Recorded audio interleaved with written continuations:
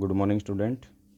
आज हम रिवाइज करेंगे अध्याय 7 विभाग से लघु उत्तरात्मक प्रश्न उत्तर हमारे 5 कल वाली वीडियो में किए थे। और आज जो हमारे क्वेश्चन रहते हैं 6 क्वेश्चन रहते हैं, आज उनको कंप्लीट करेंगे। तो लास्ट तक वीडियो को ज़रूर देखना ताकि आपको क्वेश्चन अच्छी तरह से समझ में आ सके। तो चलिए देखते हैं क्वेश्चन नंबर 6। प्रक्रिया के आधार पर गठित विभाग के कोई 4 गुण या लाभ लिखिए। ये क्वेश्चन हमारा, तो आगे वाली लाइन आप सभी को पता है, इस प्रकार से आपको लिख दोगे। तो जो पहला जो इसका लाभ है, वैसे आपको पता प्रक्रिया के आधार पर जो विभाग हैं वो टेक्नोलॉजी के विभाग हैं, जिसमें ज़्यादा टेक्नोलॉजी और ज्ञान की आवश्यकता होती है। तो वो होते हैं आपके प्रक्रिया के आधार पर गठित वो संगठन होते हैं या विभाग होते हैं। तो इसका पहला जो लाभ है, इस तरह के विभागों में विशेष ज्ञान वाले लोग एक स्थान पर इकट्ठे रहते हैं जिससे उनके ज्ञान का उपयोग किया जा सकता है। ये आपस में एक दूसरे से प्रशिक्षण व प्रेरणा लेते हैं। नंबर 2 है, इस प्रकार के संगठित विभागों में मितव्ययता प्राप्त होती है। मितव्ययता धन के मामले में भी कह सकते हो आप और समय के मामले में भी कह सकते हो। तो मितव्ययता हर क्षेत्र में, क्योंकि सभी जो लोग हैं वो विशेष ज्ञान वाले होते हैं। जो पॉइंट नंबर 3 है वो है संगठन का एक आधार एकता और समन्वय की दृष्टि से भी उपयोगी माना जाता है। या ये कह सकते हैं इस प्रकार के संगठनों में एकता की भावना का विकास होता है या एकता की भावना पाई जाती है। नंबर 4 जो पॉइंट है आपका इसका, इन विभागों के पास कार्य अधिक होने के कारण श्रम की बचत की कोशिश की जाती है। तो ये आपका क्वेश्चन था। अब आता है नेक्स्ट क्वेश्चन नंबर 7। सेवित आधार पर गठित विभाग की कोई 4 हानियां या अवगुण बताइए। सेवित, ये एक तो सबसे पहला इसका गुण अवगुण यही है कि ये छोटे विभाग होते हैं, छोटे, और एक थोड़े समय के लिए इनका गठन किया जाता है, जिसके कारण इन के कर्मचारियों में ज्ञान की वृद्धि नहीं हो पाती और हमेशा संशय बना रहता है या तालमेल का अभाव पाया जाता है। तो पहला जो इसका अवगुण है, इस प्रकार के विभाग सार्वजनिक रूप से लागू नहीं किया जा सकता और छोटे छोटे विभागों की स्थापना का डर रहता, जैसे भिक्षावृत्ति मंत्रालय और वेश्यावृत्ति मंत्रालय। यहाँ तक। इसके बाद सेकंड जो आपका पॉइंट होगा, इन विभागों का कार्य क्षेत्र आसानी से परिभाषित नहीं किया जा सकता, क्योंकि छोटे छोटे विभाग होते हैं, अनेक प्रकार के कार्य हैं। अब सेवित भूकंप पीड़ित भी हो सकते हैं, बाढ़ पीड़ित भी हो सकते हैं और अकाल पीड़ित भी हो सकते हैं। तो कोई भी किसी भी क्षेत्र से हो सकता है। मान ले छोटे बच्चे हैं, बाल शोषण है, महिला शोषण है, तो ये बहुत सारे क्षेत्र हो सकते हैं। तो इनकी परिभाषा करना देना भी मुश्किल होता है। जो नंबर 3 पॉइंट है, इस प्रकार गठित किए गए विभागों के कर्मचारियों में वांछित कुशलता और योग्यता नहीं पाई जाती, क्योंकि विभाग एक सीमित समुदाय की अनेक समस्याओं से संबंधित रहता है। तो यहाँ तक होगा।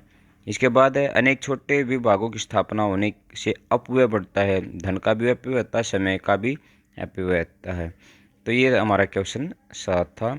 इसके बाद चलते हैं हम क्वेश्चन नंबर 8 के ऊपर।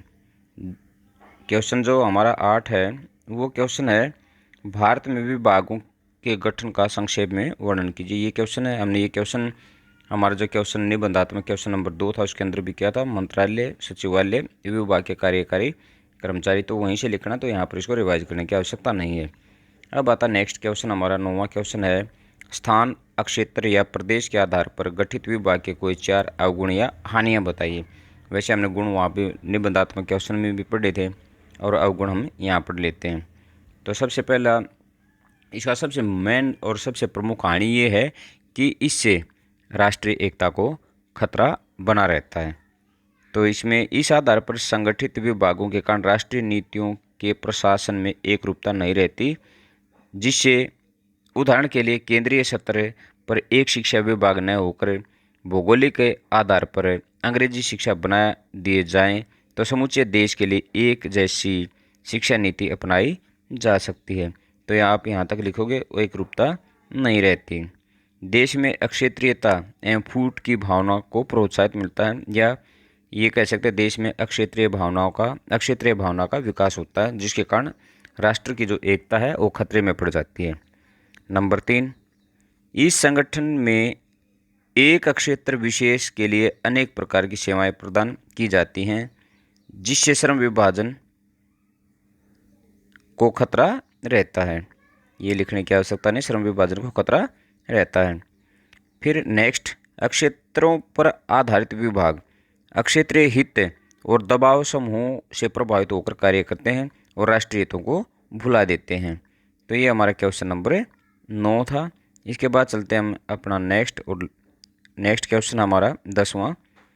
क्या है क्वेश्चन? सेवित आधार पर गठित विभाग के कोई 4 गुण लिखिए। ये हमारा क्वेश्चन है। सेवित आधार पर जो हमने क्या पढ़ा था, ऊपर अवगुण पढ़ा था, यहाँ पर क्या दे दिया? गुण दे दिया। तो इसके अंदर आसानी है, इनके अंदर समाज कल्याण की भावना पाई जाती है। और अलग से देखिए, अब नंबर 1 है वर्ग विशेष के लिए संपादित या प्रदान की गई सेवाओं के मध्य समन्वय आसानी से हो जाता है या तालमेल आसानी से हो जाता है।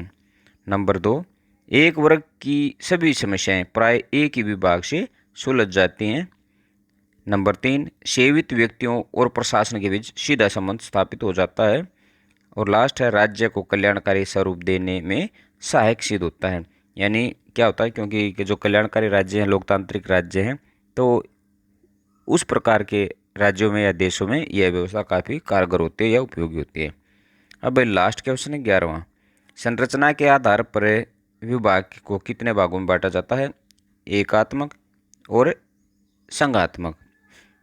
जो विभाग एक निश्चित उद्देश्य की पूर्ति के लिए गठित किए जाते हैं उन्हें एकात्मक विभाग कहा जाता है। जैसे यानी एकात्मक यानी जिसमें एक उद्देश्य है, यानी जो विभाग किसी एक विशेष उद्देश्य की पूर्ति के लिए गठित किए जाते हैं उन्हें एकात्मक विभाग कहा जाता है। जैसे प्रतिरक्षा, शिक्षा और पुलिस विभाग। अब संघात्मक में आता है जो एक से अधिक उद्देश्यों की पूर्ति के लिए गठित किए जाते हैं उन्हें संघात्मक विभाग कहते हैं। जैसे आंतरिक, भारत सरकार का गृह मंत्रालय एक अच्छा उदाहरण है जो आंतरिक मामलों, नियुक्ति, प्रशिक्षण और अनुशासन से संबंधित कार्य करता है।